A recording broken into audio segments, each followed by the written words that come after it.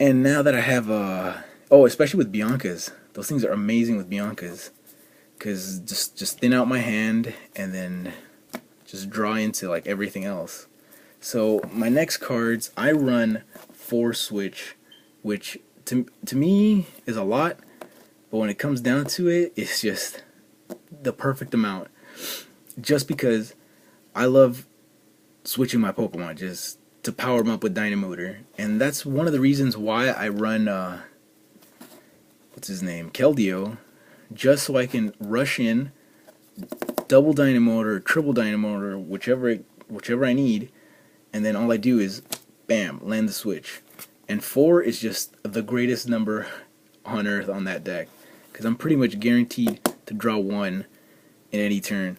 And what I like doing to make sure that I have 4 in my deck, or that I have some and not prized, is when I Ultra Ball or Level Ball or Computer Search, I check my deck and I make sure that I have a couple in my deck. And I'll be like, okay, cool. I see what I got, I know what I have to do, and pretty much lets me look at my deck and I know what I have. And next up, that's pretty much a good card right there. Is my switches, and as you guys see, I like playing the retro stuff too. I know a lot of people like playing with a hollowed out deck, just everything hollow, but I like playing with some retro stuff. And so my next cards that I use in my deck are catchers. 4 is pretty much a given in any deck. The only thing is they're really expensive, and it sucks. I just sold a playset to one of my friends. I mean, I didn't want to sell it to him, I just wanted to trade it, but he literally didn't have anything I wanted for trades, and I was cool about it. I mean, I sold 4 for 30 bucks. I mean, that's unheard of. That's really cheap, but he's a good friend of mine. And then we were about to play, and I didn't want to be like that guy that could have let my friend play, and then I didn't. So I was cool about it. I was like, you know what, just give me 30 bucks. Because I hook it up, he hooks it up, and in the long run, it helps both of us out. So 4 catchers, pretty much, you're going to catcher for anything weak. Just knock everything out.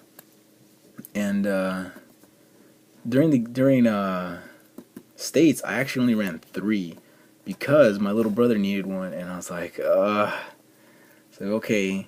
And we couldn't find one to trade in time. So that kind of blew off my odds with catcher. But catchers are good and bad just because it gives you that false sense of like victory. It's happened to me tons of times. I use the catcher for that easy kill and don't see that he's powering up somebody else and just get clocked from behind. So before you use your catcher, remember guys, think about it, look at the field, and make sure that it's not going to bite you in the butt. Alright, so my next card is the Energy Search. Old card, retro, like I said guys. But Energy Search is search your deck for basic energy cards, show it to your opponent. I use this just to take up room. I use it just in case I need that fire energy that I didn't draw into and I have this Energy Search, or when I need just to thin out my deck. Because sometimes I have this and no energy, but I have a Bianca. I can be like, sweet, I can Energy Search, grab the energy, attach Bianca, and I get an extra card. Just a little trick of the trade, I guess. Just I like thinning out my deck to making sure that I'm gonna get the card that I need. And the computer search, Energy Search does that for me. Plus, it has the fire energy, and I need the fire energy every time. So, because I only run 5 in my deck, so Energy Search is just there. I'm not too sure if I'm gonna keep it or not, but this card has not let me down so far. And for the last of my trainers is my A-Spec, my Computer Search. And I use this one instead of like the Scramble Switch or that Gold Potion, just because it helps me thin out my deck. And on top of that, I search for any card I want. That is good. Like, let's say I don't have a supporter and I need a supporter. I can be like, well, I can discard these 2 cards and then Juniper nothing and draw 7 new cards and hopefully get the card I'm looking for.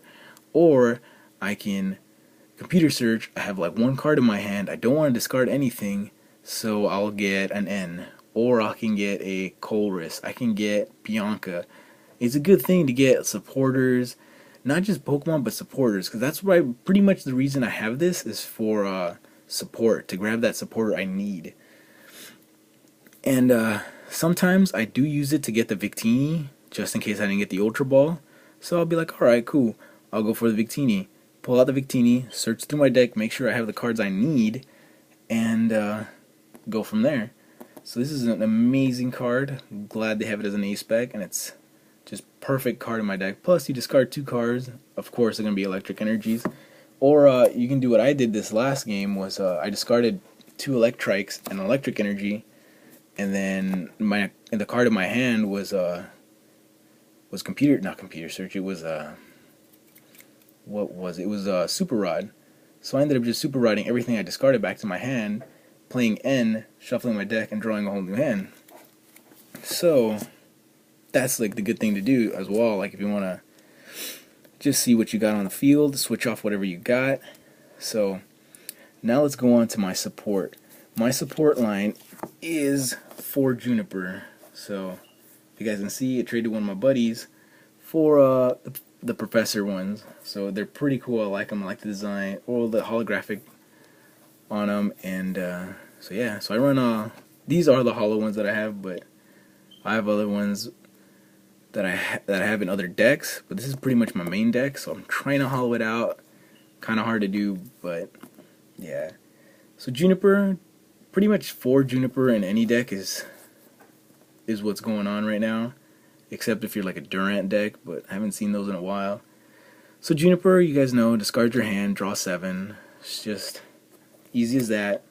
Just discard them, draw 7, discard, draw 7. I like doing that like over and over again, but sometimes I do have to discard some good cards, and sometimes they're trainers and I can't get them back. But it's pretty much all in the draw. So my next support line would be Bianca's. Bianca's in this deck runs perfectly. It runs better than it runs in any other deck, just because you draw until you have 6. This deck that I run, I discard card after card after card just to get other cards. So Bianca runs great in this deck, and I think the longest that I didn't get a trainer and really pretty much cost me the game, or a supporter cost me the game, was I believe it was against the Keldeo deck. I just did not draw to support, and the good thing about it was that he ended me towards the middle of the game. He ended me, and it just kind of started picking up pace, but no, it was too late. Damage was done. He was able to destroy me just because I didn't draw support. So support is really important in like any deck. So I like running 3. 3 seems about right. 4 I've played seems a little bit clunky. Keep drawing into it, and I'm just like, don't really need her. So 3 seems alright. So that's a good card in this deck. And my next support line would be 3 Ns. I mean, I used to run 4. 4 used to be like the minimum, but now with Colress and other supporters that are coming out, I think 3 is fine. Just because Ns are perfect to use in the beginning of the game, or when you're losing, just to switch up that game.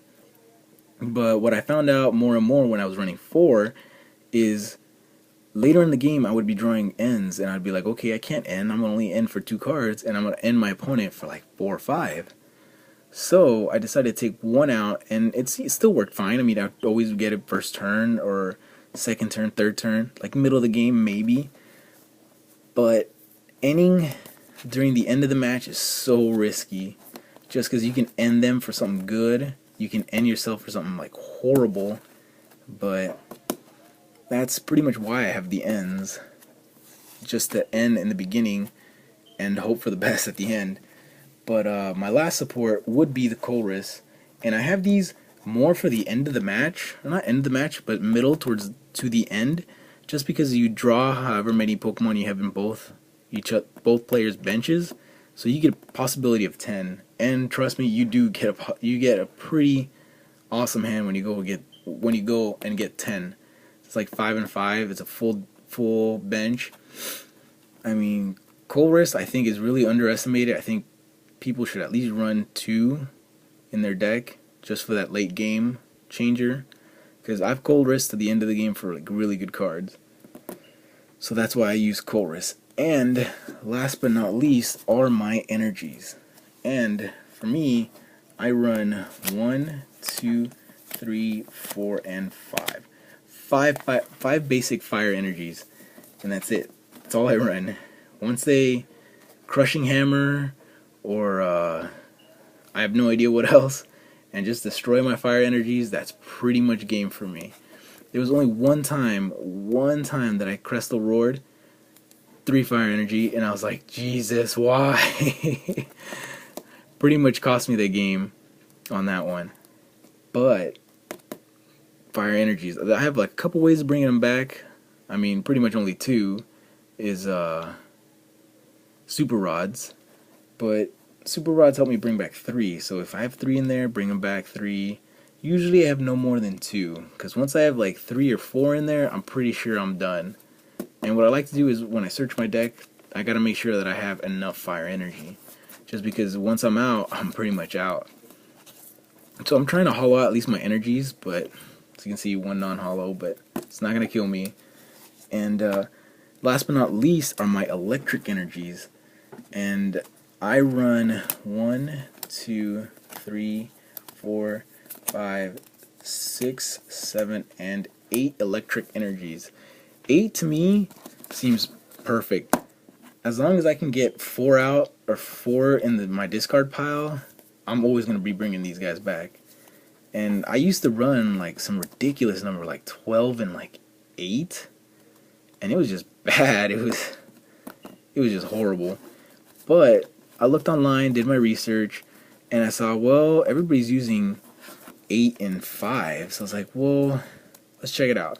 I tried it, I went online, I started playing the online game, and then I ran my deck there, and it was just amazing. It just ran pretty smooth. I mean, there would be some times where I didn't draw an energy, because I'm only running a total of, let's see, 1, 2, 3, 4, 5, 6, 7, 8, plus 5, it's 13 energy. I mean, there's always that chance that your energies are going to be prized, which always sucks. But if you continue to play, you can like start destroying their cards, start going through your own deck, start picking up prizes, you always gonna get those electric energies back. And with my raid deck, you're always hoping to discard as much energies as you can and to draw into that fire, so you can bring this bad boy out and then do the Dragon Burst. I love this card because he can one-shot KO anything out there, and it's just a great card. I mean, I ran it before it was even like that competitive. Like, I remember I felt like a hipster because I was like the only one playing it, and I was winning tournaments with it. And all of a sudden, just got mainstream. Everybody started using them, and then all of a sudden they started getting counters to it. They started getting tricky with it. And they were getting good. They were just destroying my stuff. So yeah, so that's my deck. And whoa, I've been talking for a little over 28 minutes, so time does really fly. And if you guys have any questions, like want to know how I've done in other battles, you guys want to check out my pop ID, see how many what's it called, champion points I got. Right now I have 100. I know I need another 200 more to get to World. I doubt I'm gonna be able to make it this year, but I've gone to the past just to check out the venue, and it's just great. And I believe the next one's gonna be in Canada. So those of you guys in Canada, wish you guys like the best if you guys are gonna go over there to play. And I wish everybody luck, man. I mean, I know towards like the last week of last week, like the week before any tournament, I know I start stressing out. I know I start looking through decks. I start looking through forums.